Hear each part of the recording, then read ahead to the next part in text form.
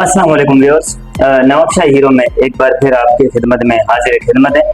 नवाबशाह के हीरो के साथ जो आज हमारे नवाबशाह के हीरो हैं डॉक्टर खुशी मोहम्मद साहब, जो MBBS हैं, और उनसे आइए कुछ ये जो गर्मी हब्स इस हवाले से कुछ बातचीत करते हैं, उनसे जो है कुछ मुफीद मशवरे लेते हैं। अस्सलाम वालेकुम सर। वालेकुम अस्सलाम। कैसे हैं सर? अल्लाह का शुक्र, मालिक का बहुत एहसान है। सर ये गर्मी हब्स लोगों को कुछ पैगाम। जी जी ज़रूर, मैं इस हवाले से कुछ गुफ्तगू करूँगा। सबसे पहले तो आपका और आपके पूरे चैनल का बहुत शुक्रिया कि आपने मुझे ये अपॉर्चुनिटी दी, मौका दिया कि मैं इस मौके पर बात कर सकूँ। देखिए, इस वक्त बहुत शदीद गर्मी है और गर्मी के साथ हब्स है, पसीना है कि वो रुकने का नाम नहीं लेता।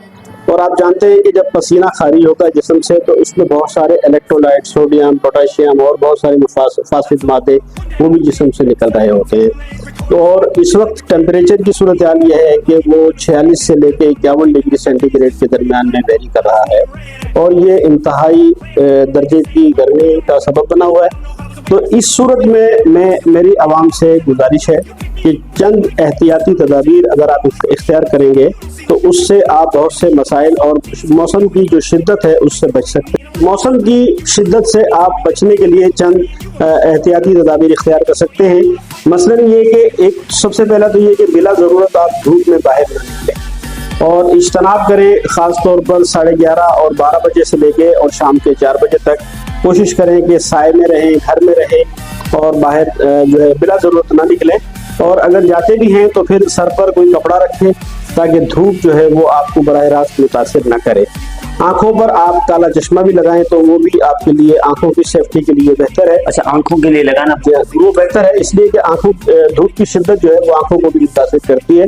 और इसके अलावा अगर हो सके तो दिन में 1 से ज़ायद मरतबा शावर लें ताकि जो गर्मी फासिद मादे जो आपके जिस्म से पसीने की सूरत में निकल रहे हैं वो साफ हो जाएं और उससे जो पैदा होने वाले गर्मी दाने और गर्मी दानों में फिर इन्फेक्शन और एलर्जीज और सब चीज़ें हुए हैं वो वाश होती रहें, वो साफ होती रहें और उससे उसकी बाकी इसमें एक और जो अहम तरीन चीज़ है वो ये है कि आप इस गर्मी में ख़ास तौर पर लिक्विड्स का इस्तेमाल बढ़ा दें।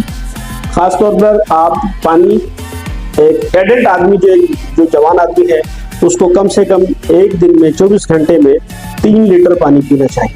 अगर उससे ज़्यादा पिए तो कोई कबाहत नहीं है, लेकिन उससे कम नहीं होना चाहिए। फिर इसके साथ में थोड़ा एनर्जी को बरकरार रखने के लिए जूस, चाहे वो गन्ने का जूस हो, चाहे वो आम का जूस हो, चाहे वो ये जो पैकेट वाले जूस मिलते हैं वो जूस हो, इस तरह के कोई भी जूस जो है दिन में 1 आध मरतबा ज़रूर पीना चाहिए क्योंकि जो गर्मी है वो लीवर को बहुत ज़्यादा मुतासिर करती है और जूस जो है वो उसको लीवर को तस्कीन देता है। दूध का इस्तेमाल भी इसमें बहुत अच्छा है, बहुत ज़रूरी है। उसमें अगर ग्लूकोज डालकर, अगर शुगर के मरीज ना हो तो उसमें ग्लूकोज या चीनी डालकर और दूध का 1 कप 1 गिलास जो है वो 24 घंटे में अगर वो पी लिया करें तो वो काफ़ी फ़ायदेमंद है।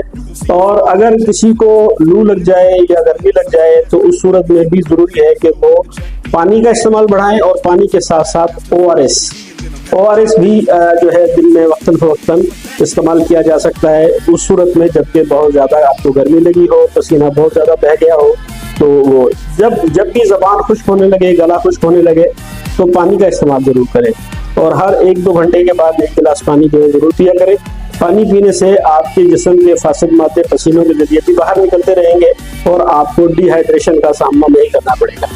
और ये बात आमतौर पर सभी लोग जानते हैं कि जब पसीना आता है तो उसमें इलेक्ट्रोलाइट्स जो है वो जिस्म से खारिज होते हैं। इलेक्ट्रोलाइट्स खारिज होने के बायस इलेक्ट्रोलाइट इम्बैलेंस होता है और उसकी वजह से उल्टियाँ और दस्त और दीगर बीमारियाँ, पेट में मरोड़, ये सब पैदा होने लगती हैं। लिहाजा ऐसी सूरत में आप ORS का इस्तेमाल भी करते रहें तो इंशाअल्लाह ताला आप बहुत सारी मौसम की सख्तियों से बच सकेंगे। साथ ही साथ मेरी गुजारिश है हैस्को डिपार्टमेंट से कि बराए मेहरबानी ऐसी सूरत में जब इतनी शदीद गर्मी है तो वो अपनी लोड शेडिंग का दौरानिया वो कम कर दें ताकि लोग कुछ सुकून का सांस ले सकें और उनके यहाँ AC या रूम कूलर या पंखों की सहूलत मैसर रहे और उसमें सेहत के हवाले से वो बेहतर फील कर सके। अक्सर देखते हैं कि गर्मी लगी, चलो भाई भागते हो जाओ, कैल्सी ले आओ, टिकिया ले आओ CAC की, तो आया इसके कोई शराइत होते हैं? कोई BP कोई ये फौरन हाई कर देता है तो किन को ये कैल्सी पीना चाहिए या टिकिया, किन को नहीं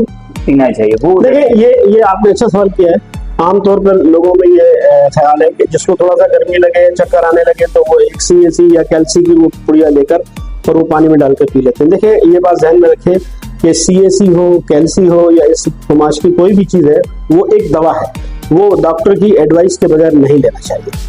डॉक्टर, क्योंकि अगर किसी को पहले से ही ब्लड प्रेशर हाई होगा और उसको आप कैल्शियम की ओवरडोज दे देंगे तो उससे BP बहुत शूट कर सकता है और उससे दिल का दौरा बढ़ सकता है और उससे ब्लड प्रेशर हाई हो सकता है, ब्लीडिंग हो सकती है और बहुत सारे मसाइल होते हैं। तो लिहाजा इस सूरत में भी अगर आपके लिए रास्ता है तो वो ORS, जूस, पानी, ये चीजें आप ले। ORS नुकसान नहीं देगा। ORS भी मैं ये कहता हूँ कि उसको बहुत ज्यादा इस्तेमाल न करें, लेकिन एक दिन में अगर एक पैकेट 1 लीटर में बनाकर और वक्फे से आप इस्तेमाल कर लें तो वो ठीक है। काफी नमकियात को बैलेंस।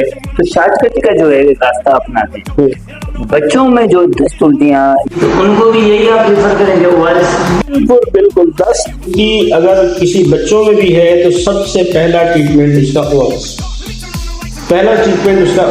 अगर उसको कवर मिलता है तो सबसे अच्छी बात है, और कवर नहीं मिलता है तो फिर डॉक्टर से दिखाएं। और बच्चों को ये खेलने कूदने शाम के टाइम भेज देते हैं।